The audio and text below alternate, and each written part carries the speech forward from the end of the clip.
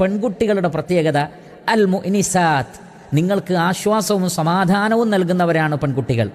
ഒരു ഭർത്താവിനെ സംബന്ധിച്ചിടത്തോളം ഭാര്യയുടെ റോളിൽ നിന്നുകൊണ്ട്, മാതാപിതാക്കളുടെ കാര്യത്തിലാണെങ്കിൽ പെൺമക്കളുടെ റോളിൽ നിന്നുകൊണ്ട്, ഒരു സഹോദരനെ സംബന്ധിച്ചിടത്തോളം സഹോദരിയുടെ റോളിൽ നിന്നുകൊണ്ട്, അതേപോലെ തന്നെ മക്കളെ സംബന്ധിച്ചിടത്തോളം ഉമ്മമാരുടെ റോളിൽ നിന്നുകൊണ്ട്, അങ്ങനെ എങ്ങനെ നോക്കിയാലും പെൺകുട്ടികൾ ആശ്വാസമാണ്.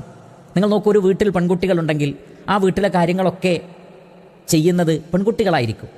അവരുടെ സഹോദരന്മാരെ നോക്കുന്നത്, അവരുടെ വസ്ത്രം, അവർക്കുള്ള ഭക്ഷണം, മാതാപിതാക്കളെ നോക്കുന്നത്, സംരക്ഷിക്കുന്നത്, ഭർത്താവിൻ്റെ കാര്യം ചെയ്യുന്നത്, മക്കളുടെ കാര്യം ചെയ്യുന്നത് ഒക്കെ സ്ത്രീ കേന്ദ്രീകൃതമായിട്ടാണ് എന്ന് നമുക്ക് കാണാൻ സാധിക്കും. പുരുഷന്മാരുടെ ജോലി അധികവും പുറത്താണെങ്കിൽ വീടിനെ സംരക്ഷിക്കുന്നതും നോക്കുന്നതും ഒക്കെ പെൺകുട്ടികളാണ്. പ്രയാസങ്ങളുണ്ടാകുമ്പോൾ ആശ്വാസത്തിൻ്റെ വാക്കുകൾ പറയുന്നത് പെൺകുട്ടികളാണ് അധികവും.